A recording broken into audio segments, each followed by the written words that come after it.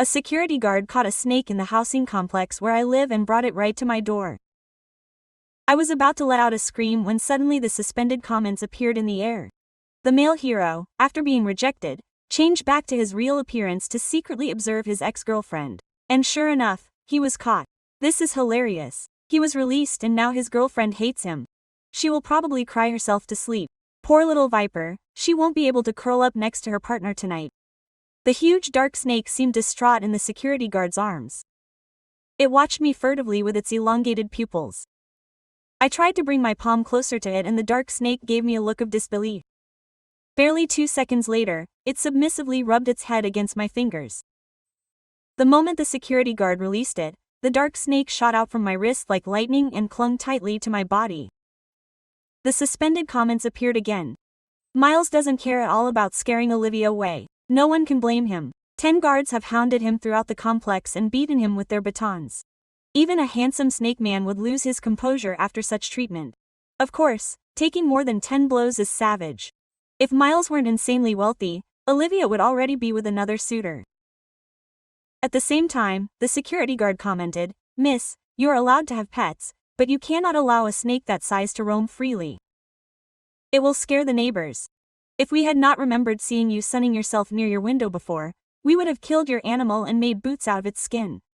Quote. Hearing this, the dark snake shuddered and rushed straight for my cleavage. Oh, that's not fair. I want to know Miles' perspective. Me too. It's all about turning a disaster into a triumph. Miles literally took the big step.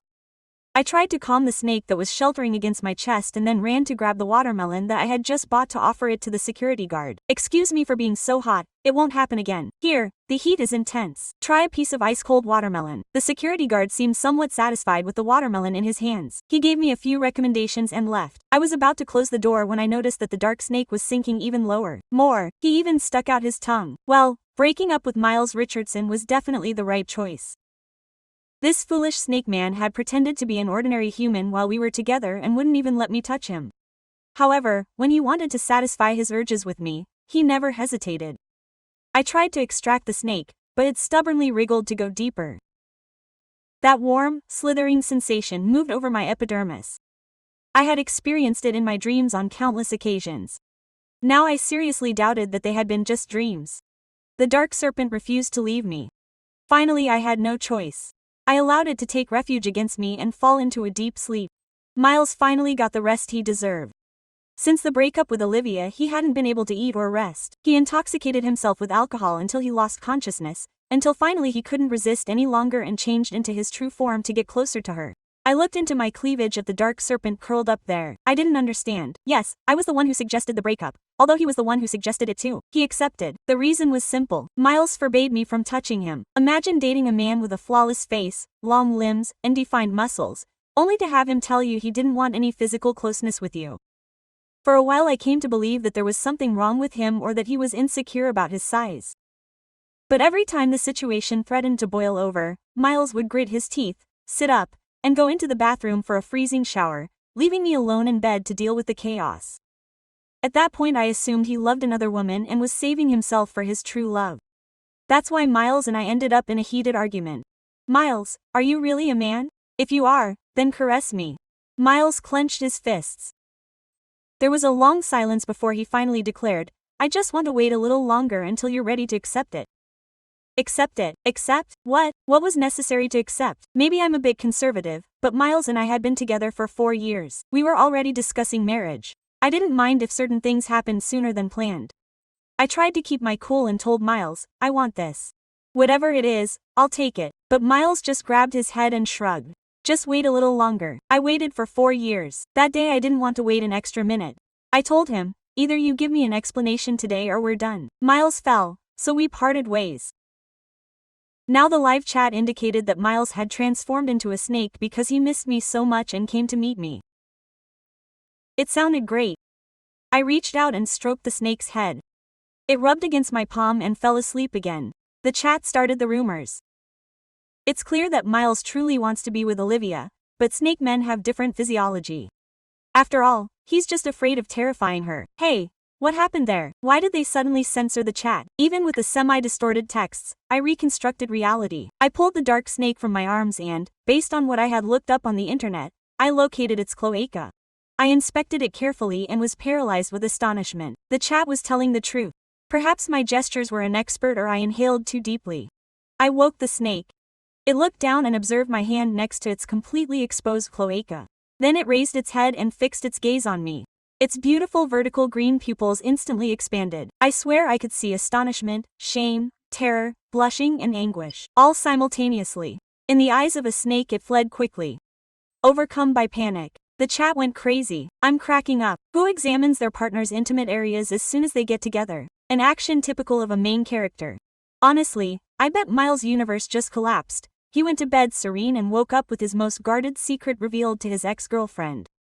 I tried to comfort the dark serpent, but it hid in a corner of the room, silently mourning.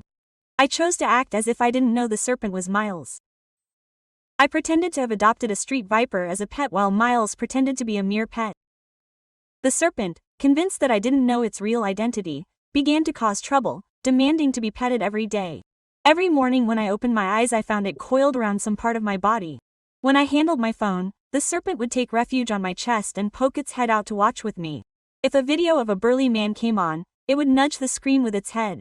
If a video about perfect husbands came on and something fit Miles, the serpent would look at me with a compassionate gaze. Occasionally he would extend his little tongue to brush my cheek or forehead as if greeting me in his own style. He went from calamity to prodigy. Miles really hit the jackpot. Look at him waking up every day with his girlfriend. He lives happier as a snake than as a person.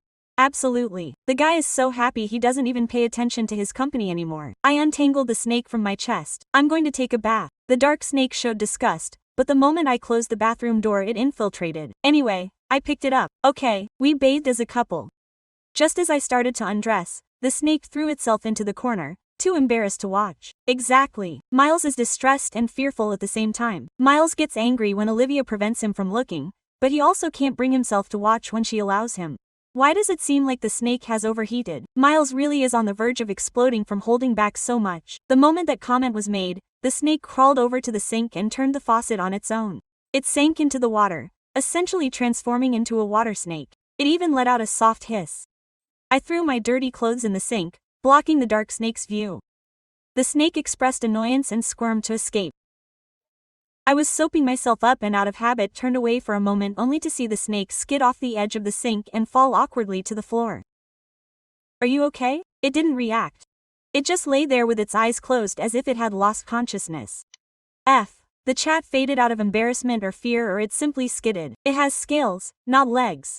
They think it got confused. Even if it did, it wouldn't change anything. It never showed any signs of great cunning from the beginning. What are they arguing about? He really is the most cunning successor to the Richardsons. He beat out numerous competitors to take over as CEO of Richardson Enterprise. He just acts foolishly around Olivia. I picked up the snake and began to wonder if Miles's shifting cunning would influence our future children. I was relaxing on the couch, scrolling through my phone, when a post popped up online. Richardson Enterprise was offering a large reward for the return of its CEO's beloved lost pet. Attached was a picture of a dark snake.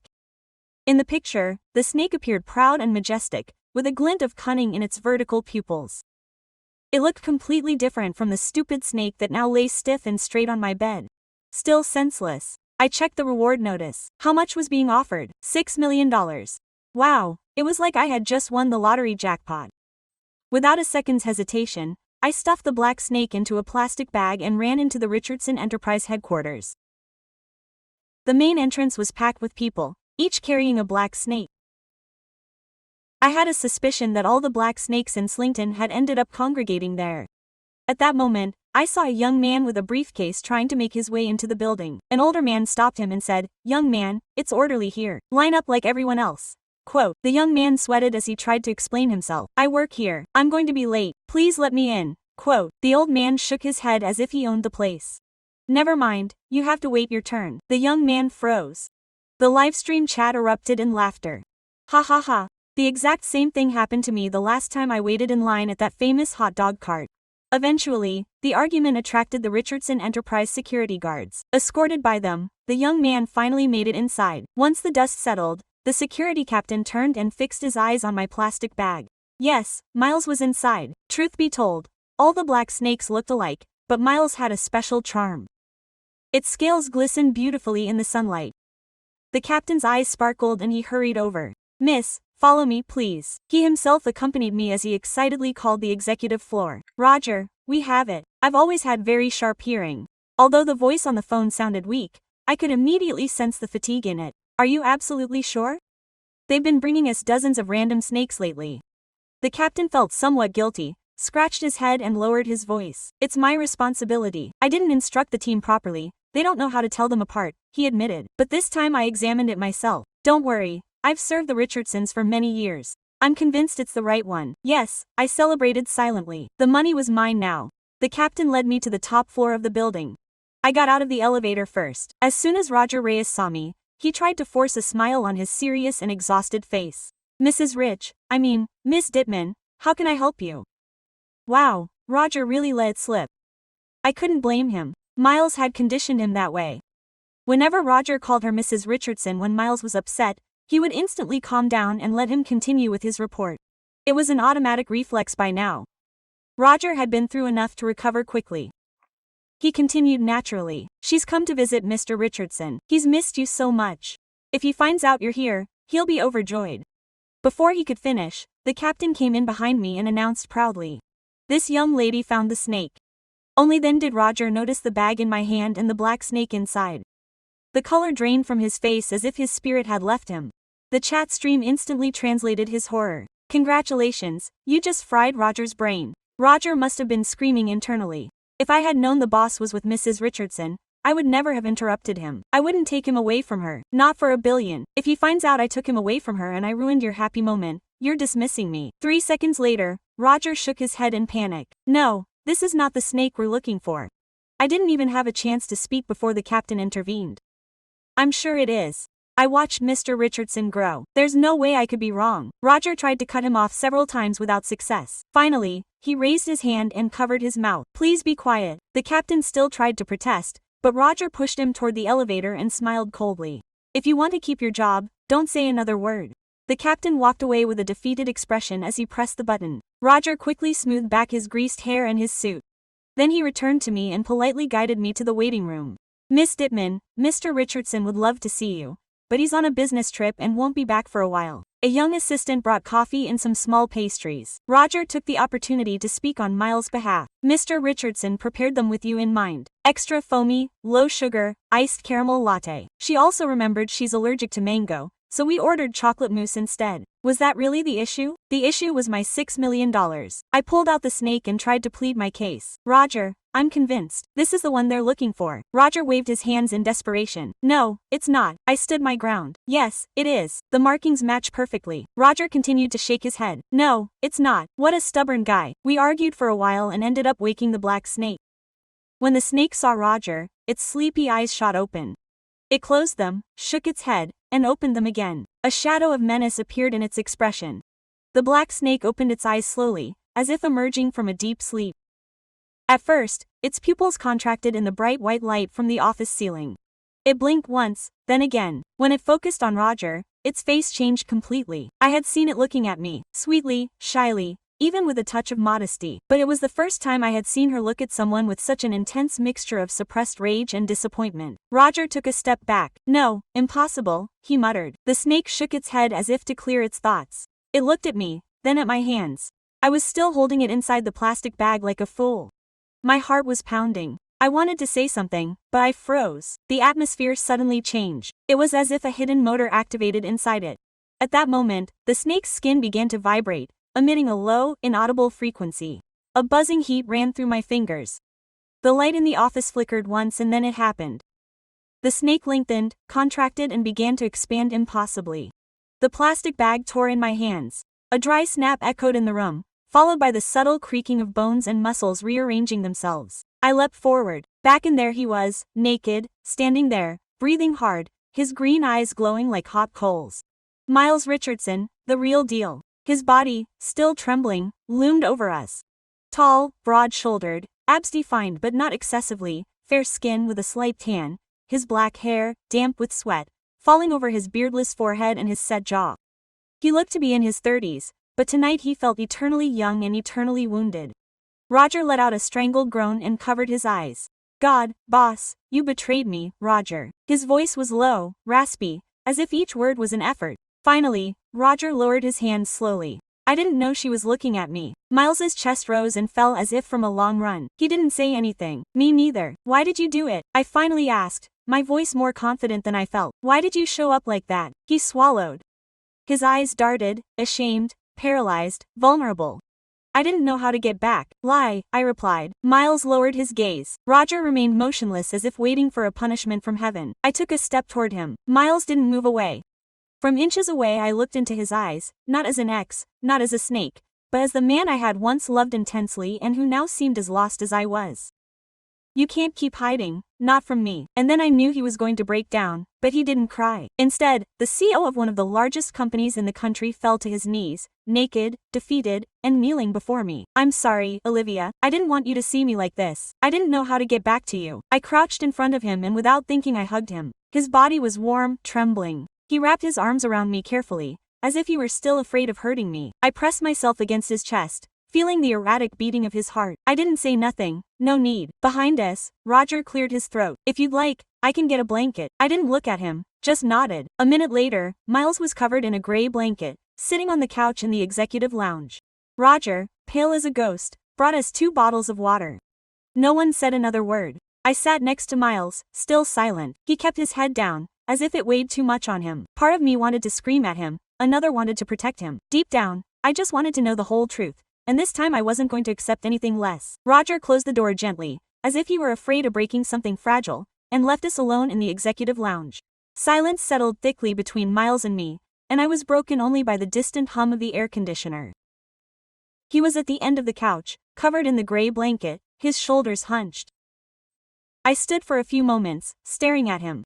It was strange to see him like that. Miles Richardson, around the mid-30s, tall, refined, even in adversity, his black hair still wet, his broad hands clasped tightly together, as if he didn't know where to put them. I sat down across from him at the low table. From that close proximity I could make out the minor details I'd forgotten. The thin mark on his left eyebrow, the subtle tremor in his jaw as he grew anxious. He wasn't a snake, never had been. He was a terrified man. Tell me, I said straight to the point, without evasion. No more hiding from you. Miles looked up. His green eyes were irritated, exhausted. I don't know how to begin. Start with the body, I replied. With the thing you never let me touch. He tensed all over, took a deep breath, and then exhaled slowly, as if bracing himself for intense pain. I have a health problem, he finally confessed. It's not dangerous, but it's been following me since I was a teenager. It influences my reactions, what I feel, how I show myself. It made me feel imperfect for years. I didn't stop. I forced myself to stay silent. When we started dating, he continued, I thought I could control it, that if I loved you badly enough, the fear would evaporate. But every time you came close, he clenched his fists. I felt terror, not of you, of losing you. My chest tightened. Losing you. For what reason? Because I imagined that if you saw everything, you'd look at me differently. He murmured as if I had some serious flaw. I relived all the nights he'd left me alone in bed. The sound of the icy water in the bathroom, my silent humiliation washing the sheets, my eyes stinging. I didn't consider myself patient, I admitted. I felt rejected, ignored, as if I wasn't worth your trust. Miles closed his eyes. I know, and that's what torments me the most. I stood up and walked to the window. The city spread out below, oblivious. I linked my arms together, seeking stability. 4 years, Miles. We were planning to get married and you still didn't trust me. I did, he replied, but not myself. I turned to him. There he remained, hunched over, exposed in a way I had never allowed him to before. When I broke up, he said, it felt like the world was collapsing. I stopped eating, I stopped resting. I couldn't focus. All I could think about was you. How I had let you down. That doesn't excuse the snake, I replied. A look of guilt crossed his face. It was an escape, he acknowledged. A way of avoiding confronting reality, of staying close without having to explain myself. I approached him slowly and sat down next to him. I still didn't touch him. And now I asked, what do you want now? Miles hesitated. Then he looked me in the eyes. I want to be honest, even if it hurts, even if you don't choose me. I felt a lump in my throat. For the first time, he wasn't running away. He wasn't asking for more time. He was present. I placed my hand on the blanket, next to his. He didn't pull it away. This is exactly what I've always wanted. I told him, honesty, not perfection. We stayed like that, shoulder to shoulder, breathing the same air. Outside, the city continued its rhythm. Inside, Something was beginning to fall into place, even though the pain persisted. I understood that this dialogue wouldn't fix everything, but for the first time, I didn't feel isolated in it. Roger returned when the silence was no longer uncomfortable, but burdened. He carried a black folder under his arm and the tense expression of someone who has made a complicated choice.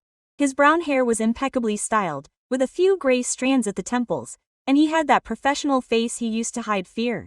He stopped before us and placed the folder on the coffee table. "We must discuss this objectively," he said. "For everyone's well-being." Miles will not. He raised his head. "Yes, I do. Go ahead," I said. Roger opened the folder. Inside were printed documents.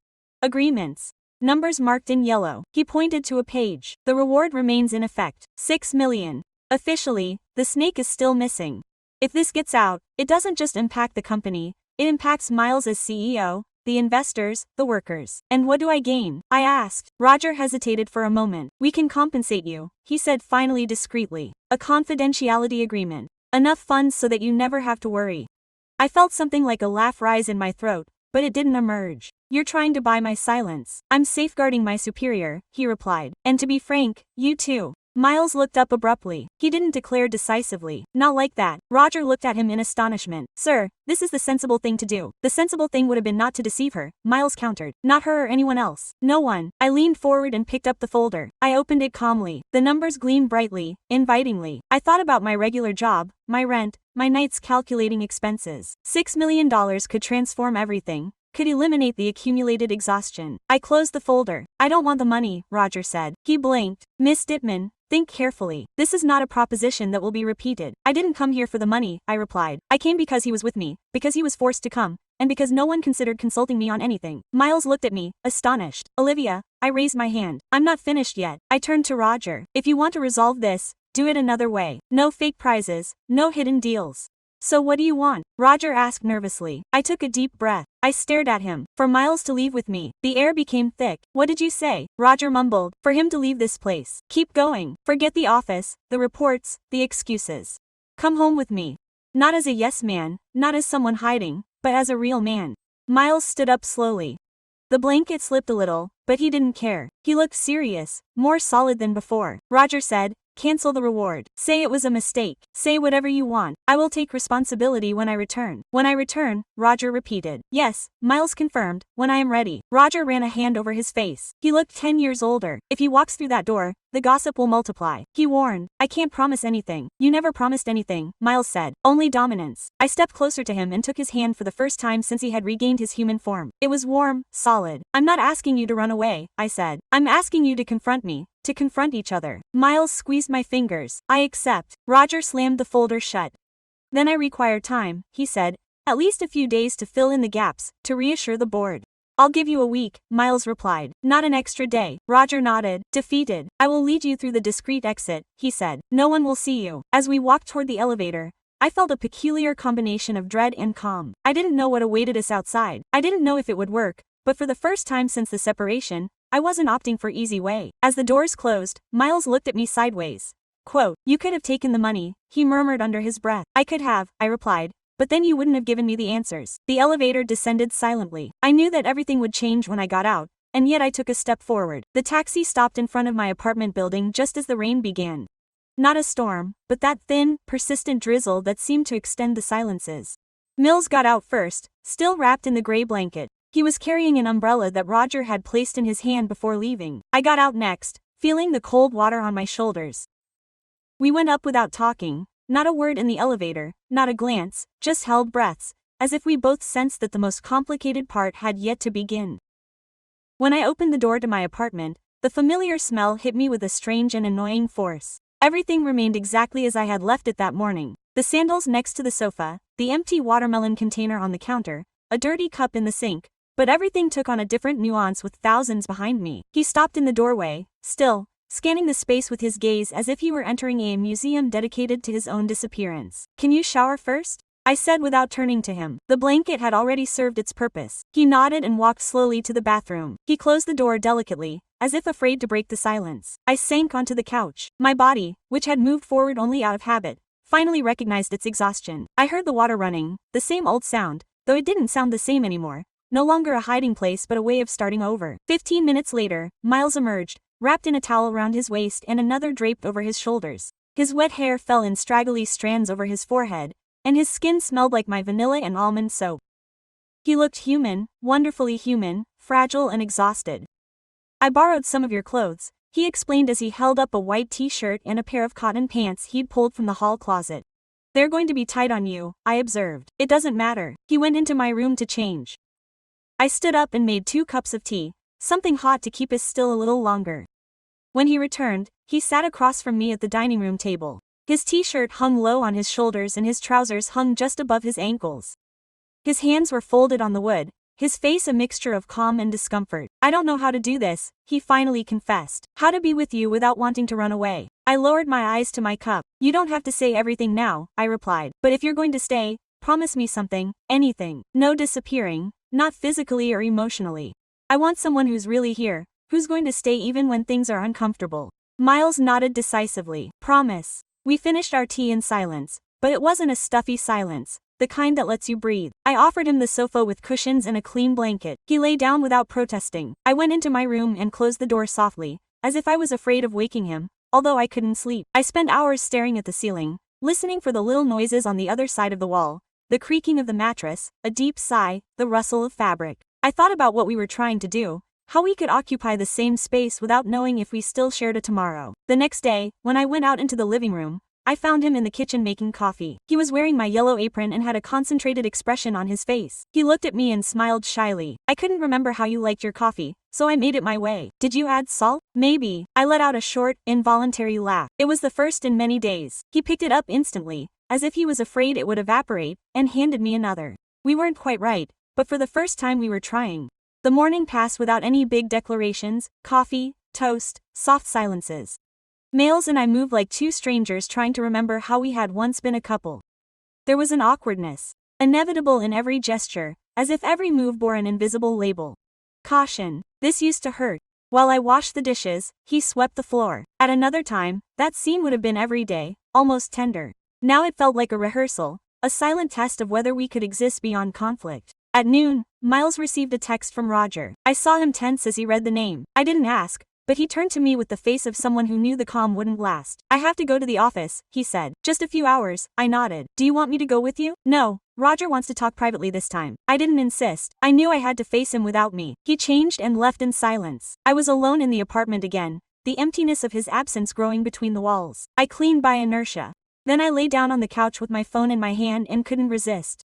I opened the company's social network. Nothing about him, not a note, not a reference. The last post was still the announcement of the reward for the lost pet. My stomach clenched slightly.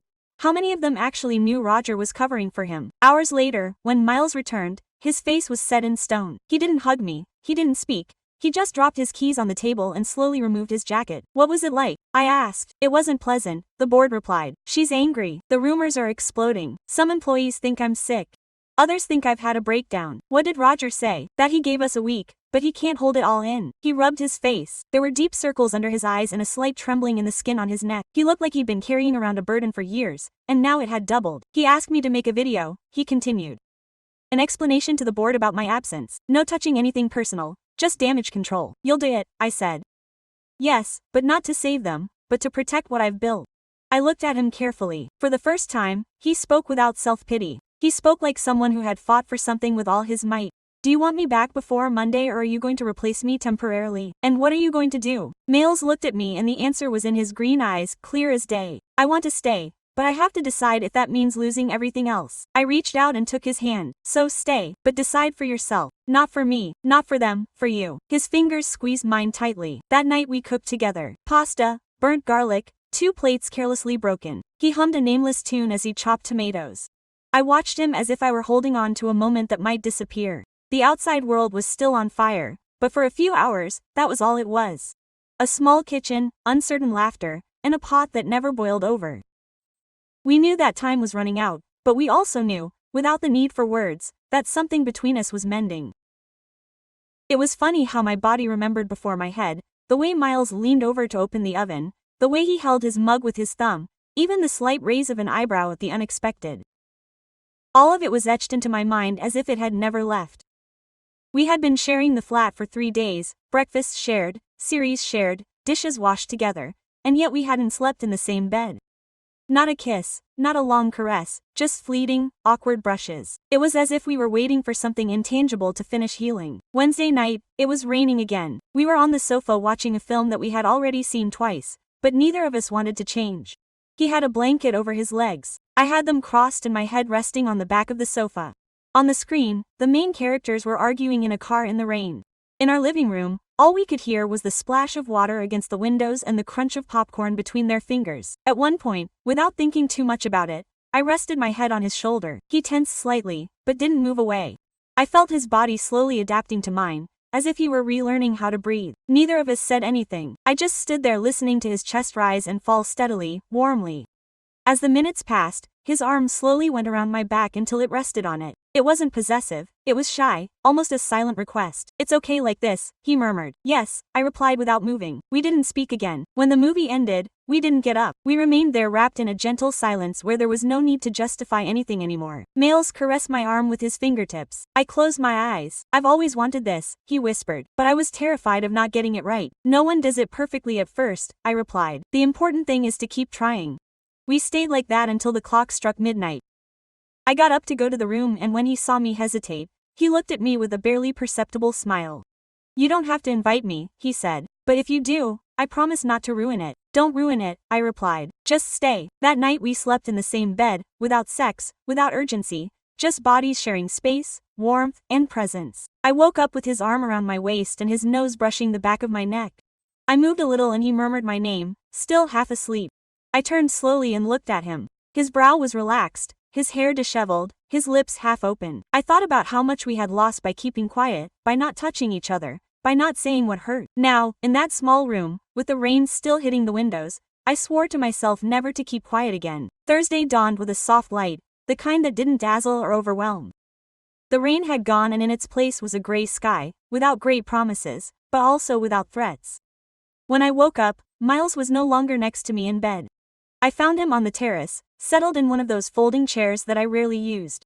He was wearing my gray sweater, the one that was a little short at the sleeves, and he was holding a cup in both hands. His silhouette stood out against the glass with an apparent calm, although there was that familiar tension in his shoulders.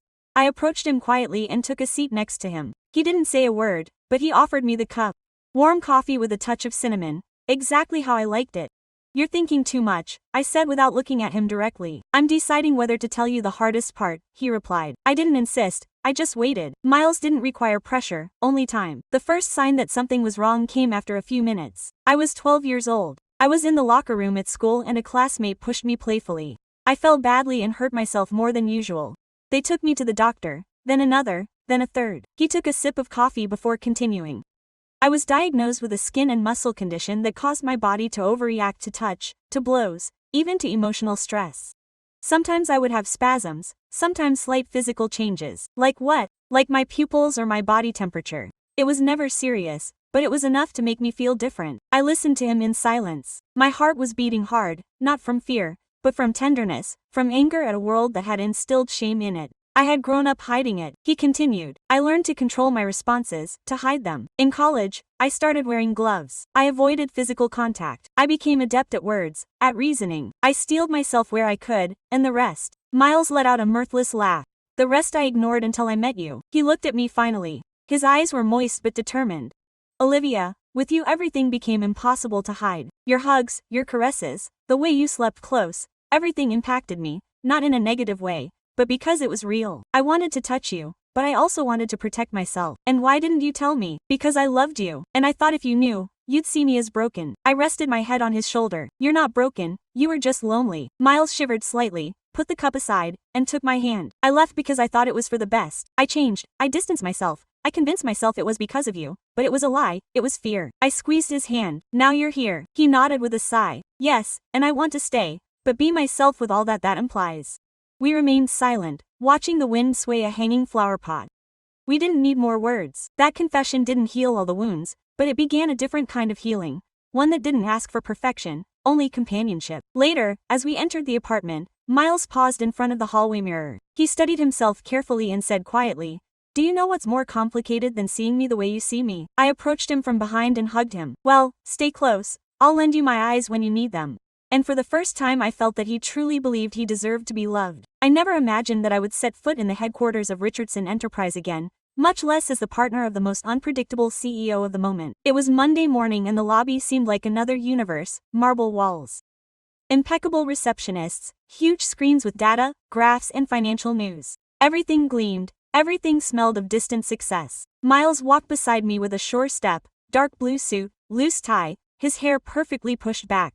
No one greeted him warmly, but everyone moved aside as he passed. Silence followed him like an invisible shadow. I was dressed simply and elegantly, as discreet as possible. Still, I could feel the stares, some curious, some openly hostile. In the elevator, he glanced at me sideways. "Are you sure about this?" "You are," I replied. "Not as sure as I should be," he admitted, and gave me a small but genuine smile. Upstairs, Roger was waiting for us, a folder under his arm and an air of professional exhaustion. His suit was impeccable, but there were dark circles under his eyes. "Mr. Richardson," he said with a slight nod. "Miss Dittman," I nodded. He avoided my eyes. I didn't blame him. He led us straight into the boardroom. The blinds were drawn. The air was as charged as before a deal. There were the top executives, 4 men, 2 women, all in sharp suits and stony expressions. Miles spoke before anyone could interrupt him. "I'm not going to make excuses," he began. "I was absent, not physically, but in dedication, and that won't happen again." A murmur ran through the table like an undercurrent. He raised his hand, and silence returned. "I know there are questions and doubts. I don't have the answers to everything, but I do know this. I'm ready to take charge and make it better." One of the women, with silvery hair and a stern face, frowned. "And why should we believe you, Mr. Richardson? Your absence has created instability. Investors are nervous." Her partner glanced at me briefly. "You've been involved in a media scandal, albeit a low-key one. This isn't a romance novel, it's a company." "Exactly," Miles replied. "That's why I surround myself with people who tell me what I don't want to hear. Olivia is one of them, and yes, she's my partner, but today she's here as an observer, as someone who knows my ability to fall and get back up better than anyone." Roger didn't say anything, but for the first time he seemed relieved, perhaps even proud. After the meeting, they showed us to the main office. They left me alone for a few minutes while Miles signed papers with Roger. I walked around the space. Tall windows, minimalist furniture, panoramic views of the city. On his desk, a photo of him as a child, another of his parents, and next to it a new one. The 2 of us in the park with the stuffed snake he had given me as a joke the week before. I smiled. When he returned, he leaned on the edge of his desk and studied me. "What do you think? If people knew that the most feared cop in the country kept stuffed animals in his office, his stock would go up out of sheer cuteness?" I laughed, relaxed for the first time in days. "Thanks for coming. Thanks for letting me be." Before we left, we walked through the lobby again, this time hand in hand. The murmurs were inevitable, but I didn't care because for once he didn't let go of me, not to pretend or to hide, and I walked fearlessly beside him. It was Friday afternoon when I found him on the terrace again. This time there was no coffee, no rain. The sky was clear, the air mild, and the world seemed to stand still for a moment. Miles stood, leaning on the railing, watching the street as if searching for answers in the passing cars. He was wearing a white shirt with the sleeves rolled up, the top button undone. He looked calmer, more confident, but with a different unease in his gaze, like a suppressed anxiety. "Is everything okay?" I asked from the doorway. "Yes," he replied. "I just needed a moment alone before I gave you something." Frowning intrigue, he entered the apartment, reached for his backpack, the same one he had brought when he arrived, ironically like a snake, and pulled out a small wooden box. He held it in both hands as if it were heavier than it looked. He walked over and set it on the table between us. He didn't say anything, just looked at me. I opened it. Inside was a simple, elegant ring with a matte stone in the center. It wasn't ostentatious, it was personal, chosen with care. "I'm not proposing to you," he said quietly. "Not yet. Not after all. Not before I fully learn how to be with you for real. But I want this here as a symbol, as a possibility, as a promise that this time I won't hide." Quote. I sat down across from him. The box was still open. Miles was breathing easy, but you could tell he was waiting for something, a word, a reaction, any sign that he wasn't wrong. "I don't know what we are now either," I said. "We're rebuilding something that's been broken several times and there are still loose pieces. But I won't lie to you, I think about the future too. Sometimes I imagine what it would be like if you really lived here, if your toothbrush was next to mine, if the bed didn't feel so big some nights." Quote. Maze smiled with that contained tenderness that I knew he had since before our first date. We could make it happen, slowly, but without stopping. I took the ring, didn't put it on, carefully put it in the box and placed it on the shelf next to my keys, the perfume, and the broken flower pot that I never wanted to throw away. "There it will be," I told him. "When the time comes, when we both know it's the right one." He nodded. We fell silent, but it was a different silence, warm, as if the air no longer weighed anything. That night we ate pizza on the couch, watching bad TV shows and debating which was the best ice cream. He favored the pistachio one. I made fun of him. At one point he rested his head on my lap and I played with his hair as he closed his eyes. Half asleep, he murmured that he was at peace. Nothing extraordinary had happened.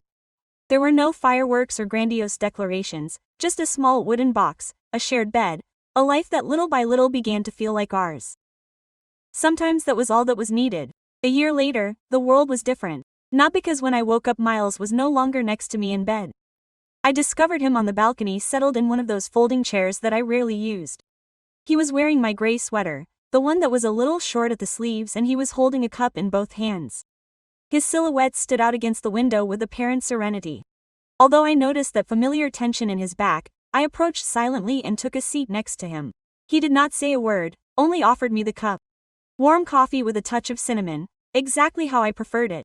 "You are thinking too much," I commented without looking at him. "I am evaluating whether to reveal the hardest part to you," he replied. I did not press, I simply waited. Miles didn't need prodding, just space to process. The moment I sensed that something wasn't right came a few moments later. I was 12 years old. I was in the locker room at school. When a friend playfully shoved me, I fell awkwardly and the pain was worse than expected. I was taken to one doctor, then another, and finally to a specialist. He took a sip of coffee before continuing. They diagnosed a skin and muscle disorder that caused my body to respond excessively to contact, impact, or even emotional stress. Occasionally I would suffer spasms or mild physical changes. Examples like dilated pupils or changes in body temperature were never serious. Yet it was enough to make me feel different, like an outsider. I listened to him in complete silence. My pulse quickened, not with fear, but with deep affection and fury, toward a world that had instilled shame in him. He grew up hiding it, he continued. I learned to control my responses, to camouflage them. During college, I started wearing gloves. I avoided physical contact. I specialized in language, in reasoning. I strengthened myself as much as I could, and the rest. Miles let out a bitter laugh. I suppressed everything else until I found you. Finally, he looked at me. His eyes shone moistly, but determinedly. Olivia, everything was beyond my control next to you. Your hugs, your caresses, the way you snuggled close, everything impacted me. Not in a negative way, but because it was real. I wanted to get closer, but at the same time, I wanted to run away. Why didn't you confess to me? Because I loved you, and I thought knowing that would make you see me differently, as someone flawed. I rested my head on his shoulder. You're not flawed, you just felt isolated. Miles shuddered slightly, pushed his cup away, and took my hand. I walked away, convinced that it was the right thing to do. I changed, I distanced myself. I kept telling myself it was for your protection, but it was false, pure fear. I squeezed his hand. Now you're back. He sighed and nodded. Yes, and I want to stay, but be authentic with all that it implies.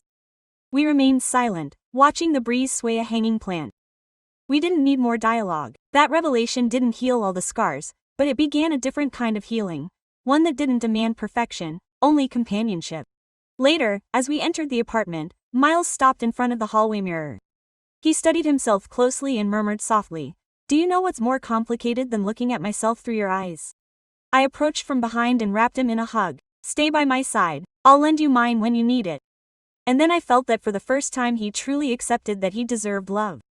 I never imagined returning to the Richardson Enterprise headquarters, much less as the partner of the most unpredictable CEO of the moment. It was early Monday and Halucha was like a parallel universe. Marble walls, impeccable receptionists, huge screens with data, diagrams, and financial reports. Everything gleamed, everything exuded an icy success. Miles strode beside me with a determined gait. Deep blue suit, loose tie, hair impeccably brushed back. No one greeted him warmly, but everyone made way. A silence spread around him like an invisible wave. I wore my attire simple, refined, as discreet as possible. Still, I could feel the stares fixed on me, some intrigued, others openly critical. In the elevator he glanced at me from the side. "Are you convinced?" "If you are," I replied. "Not as much as I should be," he confessed, giving me a brief but genuine smile. On the upper level, Roger waited with a folder under his arm and a look of professional fatigue. His suit was impeccable as always, although dark circles under his eyes gave him away. "Mr. Richardson," he greeted with a slight nod. "Miss Dittman," I replied. He avoided my eyes, did not reproach me. He led us straight into the boardroom, the curtains drawn, the air heavy, like an operating anteroom. There were the key executives. 4 men, 2 women, all dressed to the nines, all with impeccable looks on their faces. Miles began, allowing no interruptions. I will offer no excuses, he began. I was absent, not physically, but in dedication, and it will not happen again. A whisper ran through the table like an undercurrent. He raised his hand and the stillness returned. I know questions and suspicions arise. I do not have the answers to everything, but I say this. I am prepared to take charge and make it better. A silver-haired, stern-faced woman frowned. Why should I trust you, Mr. Richardson? Your absence has created turbulence. Investors are nervous. Your colleague glanced at me briefly. You have been involved in a public, if discreet, rumor. This is not romantic fiction. This is a business. Precisely, Miles replied. That is why I surround myself with voices that confront me. Olivia is one of them. Yes, she's my partner. But today she acts as a witness, as the one who best knows my ability to stumble and re-emerge. Roger remained silent, but for the first time he looked relieved, perhaps proud. After the session, they led us to the main office. They left me alone briefly while Miles signed papers with Roger. I walked around the place, wide windows, minimalist furniture, impressive urban panorama. On the desk, a picture of his childhood, another of his parents and next to it a recent one. As in the park with that plush snake he gave me as a joke days ago. I smiled. When I returned, he leaned on the edge of the furniture and scrutinized me. What do you think? That if the public knew that the most intimidating executive keeps stuffed toys in his office, stock prices would go up by charm. He laughed casually. For the first time in days, thank you for joining me. Thank you for letting me. As we left, we crossed the lobby again, this time holding hands. The comments were inevitable, but they didn't affect me, because he didn't let go even for show, and I walked fearlessly beside him. It was Friday evening when I found him on the balcony again. Now, no coffee or rain, clear skies, warm air, the surroundings momentarily calm. Miles remained upright, leaning on the railing, watching the traffic as if searching for clues in the vehicles, white shirt with sleeves rolled up, top button undone. He seemed calmer, more confident, although with a subtle anxiety in his eyes. Quote, "Is everything okay?" I asked from the doorway. "Yes," he said. "I just needed a moment before I gave you this." I raised my eyebrows, intrigued. He entered, went to his backpack, the same one he had when he arrived in the shape of a snake, curiously, and took out a small wooden box. He held it firmly, as if it weighed more than it looked. He approached and placed it on the table between us. Silent, he just watched me. I opened it. Inside, a simple, refined ring, with a matte gem in the middle. Not ostentatious, but personal, carefully selected. "It's not a wedding proposal," he murmured. "Not yet, not after what I've been through, not without first learning to be with you fully, but I want it to remain here as an emblem, as an open option, as an oath not to hide myself any longer." I settled in front of him. The box was still open. Miles was breathing slowly, but I could feel him waiting for some answer, a gesture that would confirm he wasn't mistaken. "I don't know exactly what we are either," I admitted. "We reconstruct something fractured repeatedly with pieces left hanging. But I won't lie to you. I also visualize it tomorrow. Sometimes I dream of you living here permanently, of your hairbrush resting next to mine, of the bed not feeling so vast on certain nights." Mies smiled with that repressed sweetness I had known from before our first meeting. We could make it happen without rushing, but without delays. I took the ring, didn't put it on, put it away delicately, and placed the box on the shelf near my keys, the perfume bottle, and that broken flower pot that I never threw away. "It will stay there," I said, "until the right moment arrives. When we both feel it." He nodded. We fell silent, but in a different, cozy way, as if the atmosphere had lightened. That evening we ordered pizza and ate it on the couch, watching mediocre TV shows and debating the best ice cream flavor. He favored the pistachio one. I teased him. At one point he rested his head on my lap and I tangled my fingers in his hair while I closed my eyes. Sleepily, he mumbled something peaceful. Nothing spectacular happened, no explosions of light or grandiose declarations, just a small wooden box, shared nights, a routine that gradually became ours. Sometimes that was enough. A year later, the environment was different, not because of external changes, but because we had evolved. And when one transforms, the daily routine takes on a new nuance.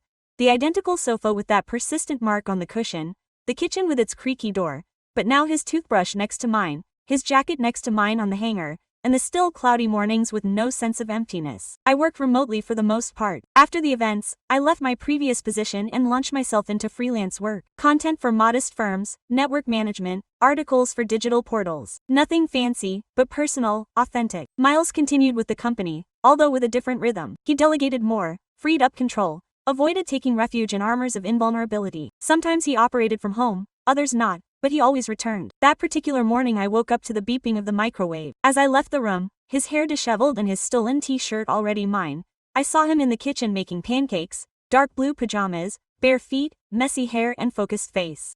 On the counter, near the fruit, that fabric snake he gave me months before. Cooking alone, ironically. Believe it or not, I mastered plain pancakes, he replied, turning with the spatula. I approached from behind, wrapping my arms around his waist. Anyway, I'll try them first, I whispered with my chin on his back. He let out a deep, echoing laugh. After eating, we lay down on the couch. He reviewed documents. I absent-mindedly scrolled through my phone until I saw an old news story tagged with it. The mysterious disappearance of CEO Miles Richardson's pet. Stock photo. A graceful black snake coiled against a white background. A piercing gaze. He conveyed confidence, strength, distance. I watched. To the man next to me, syrup stain on his garment, expression absorbed, ridiculous as he reads. Cold foot brushing against mine under the covers. Nothing like that figure from a year ago. Hey, I said.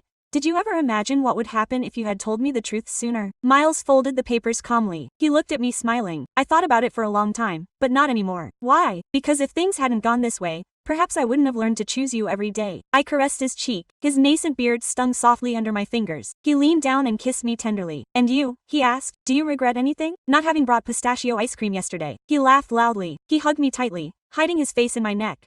Quote, you are the most annoying and wonderful woman in the world, he whispered. I know. We remained entwined in blankets and laughter.